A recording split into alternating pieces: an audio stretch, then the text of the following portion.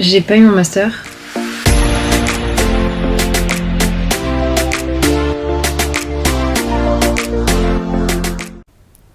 Bon, avant la séance dramatique de la semaine, commençons par le commencement.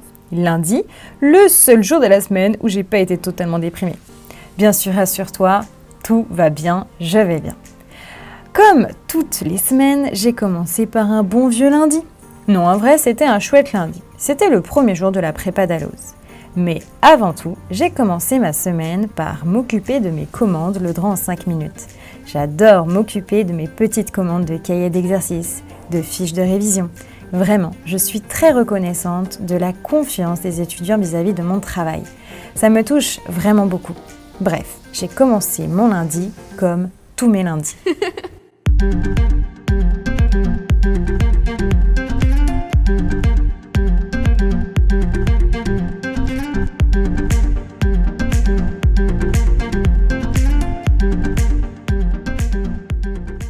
Bon, aujourd'hui c'est le top départ du stage d'été avec la prépa d'Alloz, donc j'ai reçu l'emploi du temps. Pendant 4 semaines, je vais avoir un rythme hyper soutenu, c'est-à-dire que je vais avoir 1 ou 2 épreuves par jour, notes de synthèse, droit des obligues, procédure civile, droit social.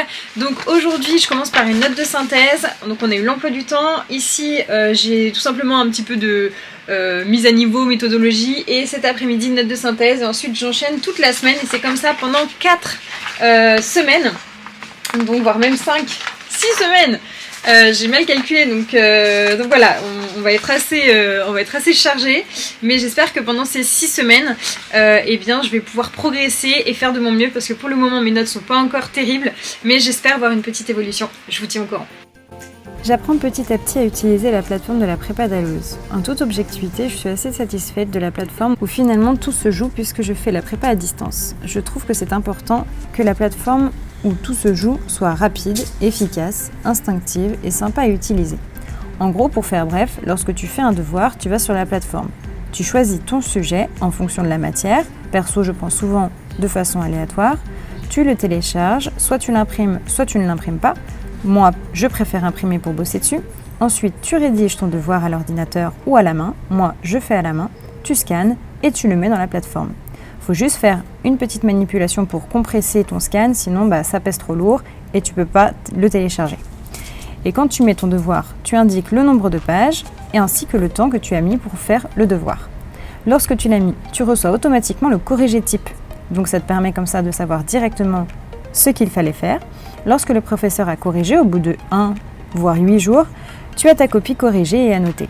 Enfin, c'est à toi de noter la correction du professeur. Je trouve ça assez satisfaisant. Et tu peux bien sûr échanger avec le professeur si jamais tu ne comprends pas des annotations.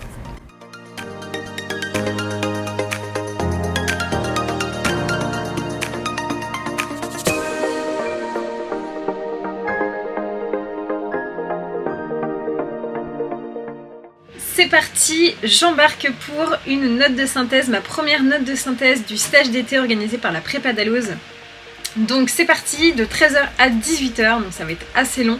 J'ai fait déjà une première note de synthèse, j'ai eu 4 sur 20, j'ai regardé mes erreurs, je vais essayer de faire évidemment mieux cette fois-ci, notamment d'aller un petit peu plus en profondeur dans les documents et de pas être trop synthétique parce que ça a été mon défaut apparemment.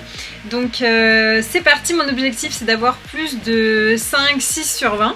Je vous tiens au courant, let's go!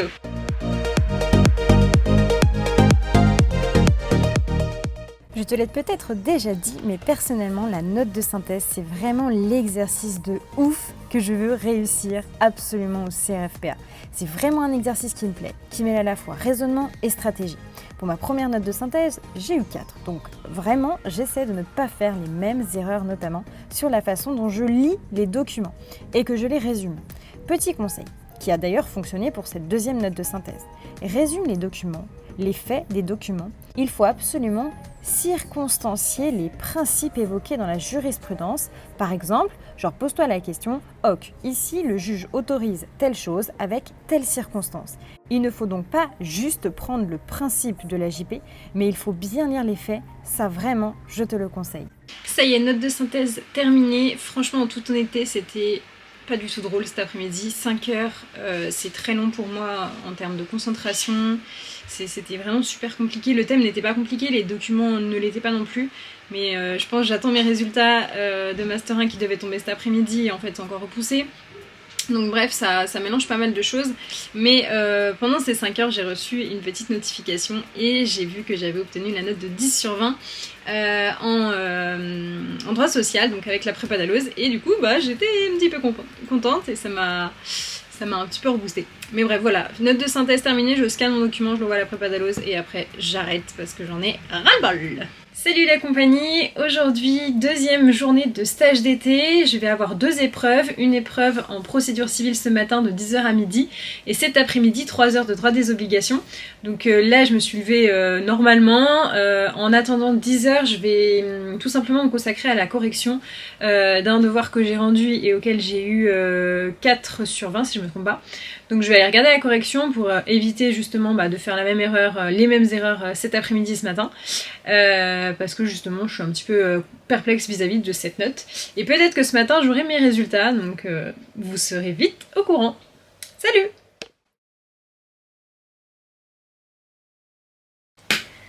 Salut tout le monde. Je sais pas trop comment commencer. J'ai pas eu mon master. J'ai actuellement 9,57 de moyenne générale. Et ma directrice de master a refusé de m'octroyer mon master. En fait, il y a une commission après les examens où les professeurs, ou notamment le directeur de master, ce qui m'a été confirmé par la suite, a la possibilité en fait de faire passer les étudiants qui sont pas trop loin. Et en ce qui me concerne, j'ai 9,57. Et du coup, je peux pas passer le CRFPA. J'ai pas le droit de redoubler. Et j'ai validé mes grosses matières. Donc, en gros, si je demande le redoublement, c'est seulement pour des petites matières et que pour le premier semestre. Parce que j'ai validé le deuxième semestre et j'ai validé toutes mes grosses matières. Sauf que ma directrice de master est une des directrices à Lyon 3 qui refuse automatiquement les redoublements. Donc on m'a refusé mon master et on risque de me refuser très probablement de redoubler. Et à cela s'ajoute un autre truc, c'est que les sélections master sont passées et j'ai déjà essayé d'appeler pour redoubler dans d'autres facultés et on m'a refusé parce que j'avais dépassé la date pour candidater. Donc actuellement je me retrouve à la rue et je suis outrée de voir où est-ce que j'en étais il y a 1 an, où j'en suis aujourd'hui, que voilà, le système de notation est grave, surtout quand il y a des profs qui au début de l'année disent que de toute manière ils mettraient jamais au-dessus de 5. C'est très très compliqué. C'est limite plus compliqué que l'année dernière, parce que là j'ai vraiment un 3/4. Ouais, j'ai 3/4 de master, donc il me manque un quart en fait, un petit quart pour l'avoir. Et on ne veut pas me le donner pour 0,4 points. Sachant que à cela s'ajoute une donnée qui m'exaspère, j'essaye de pas trop y penser. Mais au rattrapage, j'ai eu 6 sur 20 dans une matière à laquelle j'avais eu 9 sur 20 au premier semestre. Et si on m'avait conservé la meilleure note des deux, ce qui normalement se fait en licence et dans d'autres masters, je serais vraiment vraiment très proche. Sachant que j'ai validé mes grosses matières en droit social. Donc c'est hyper compliqué à gérer là, vraiment.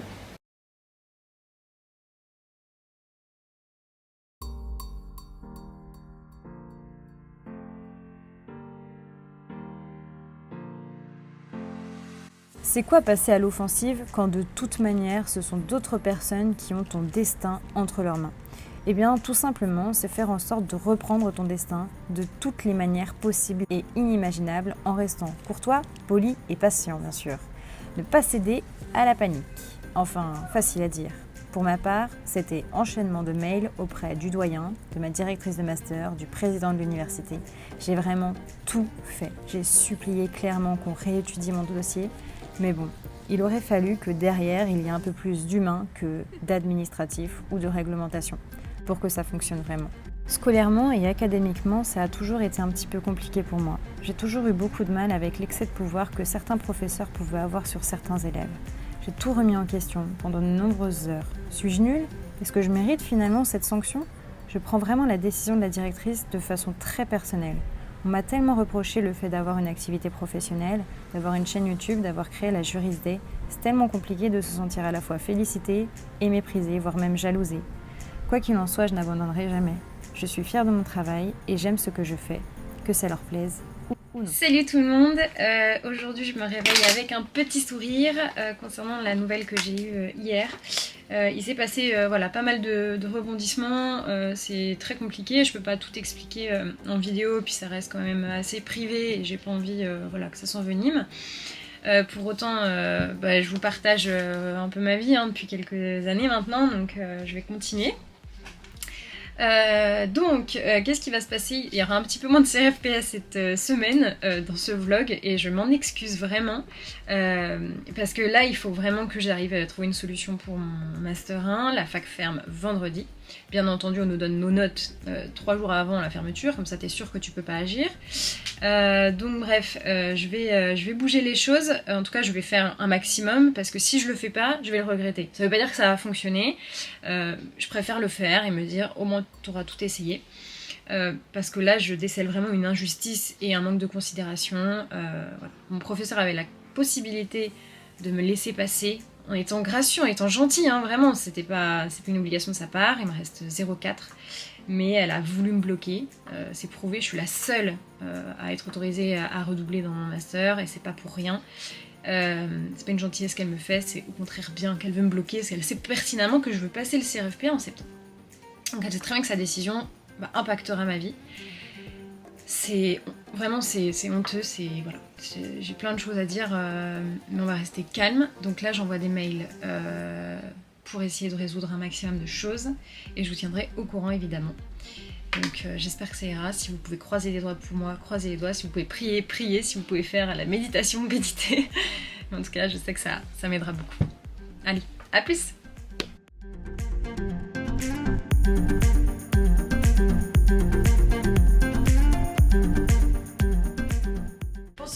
Un petit peu le moral, je vais préparer un milkshake trop bon avec des petites myrtilles que j'ai achetées chez Picard et que j'ai laissé décongeler, une banane et puis du lait de coco. J'espère que ce sera trop bon et que Gabriel sera content parce que là il est au vélo et quand il va revenir il sera bien content.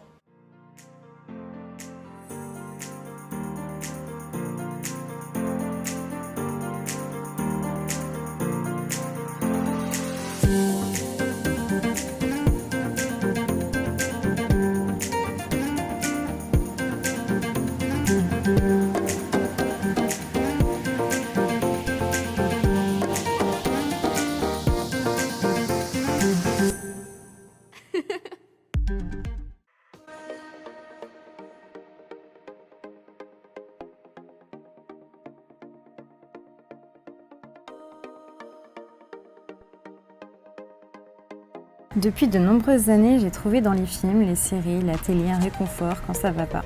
J'adore le cinéma et j'adore Pékin Express. Oui, ce serait vraiment un de mes rêves de faire Pékin un jour. Je suis pas une méga aventurière, j'avoue, mais j'ai été scout pendant 15 ans, donc je pense que ça laisse des traces.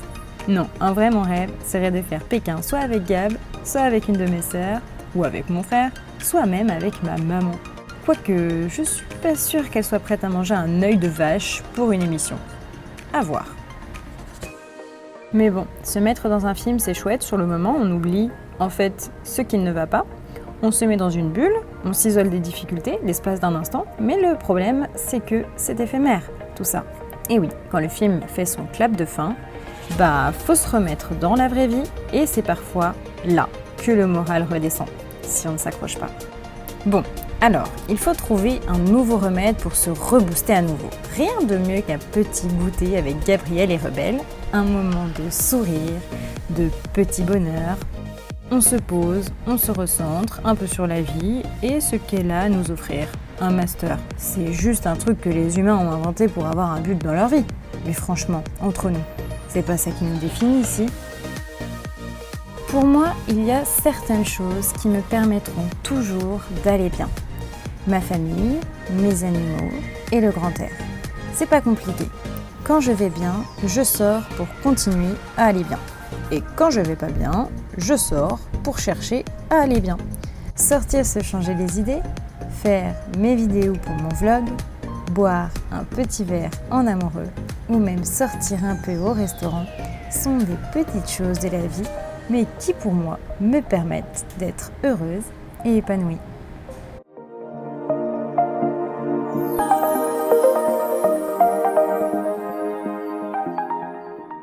Ah, mais je t'ai pas encore présenté celui-là.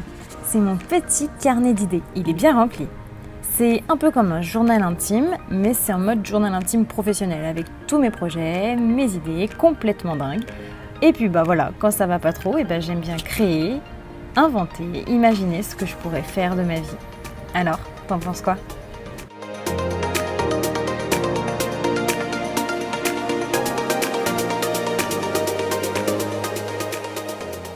Chez moi, on a vraiment galéré, mais on m'a toujours appris à me réjouir, à continuer à vivre et à faire des choses même quand on a de mauvaises nouvelles.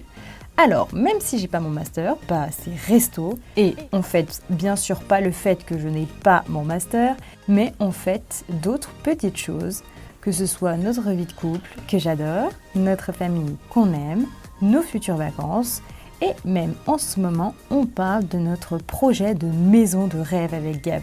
Genre, on fait des listes, chacun de notre côté, on liste des critères hyper importants. Attention, cette liste doit être rigoureuse. Il faut classer par préférence et on doit faire une liste où on accepte une petite concession. Je suis en pleine négociation pour habiter en... non, je ne vais pas quand même vous spoiler maintenant. Un peu de suspense quand même. Bref, on a kiffé en amoureux. Pour terminer cette semaine mouvementée, je suis rentrée chez ma maman pour 24 heures. En fait, Gabrielle était en prestation ce week-end, donc j'ai préféré rentrer voir ma maman plutôt que de rester toute seule à Lyon. Déprimée, triste. C'était donc des super moments. On est allé au resto, encore une fois, on a ri et on a fait aussi un tour dans Chalon dans la rue. Bon, le nom fait pas rêver, je te l'accorde. Mais en vrai, c'est rigolo. Il y a plein de spectacles, en tout genre, de la peinture, de la danse, des concerts. Et même un truc très drôle, j'ai vu ma maman en festival de musique électro et c'était vraiment très inédit et franchement très sympa. De chouettes moments qui me permettent vraiment de me rebooster, de garder espoir, de ne pas faire d'une mauvaise nouvelle une fatalité. La vie continue, le sourire aux lèvres et des projets plein la tête. Même si ça ne va pas, trouve un petit truc dans ta vie qui va, ta famille, tes amis, tes projets, tes rêves, et accroche-toi à eux et vis pour eux. Clap de fin.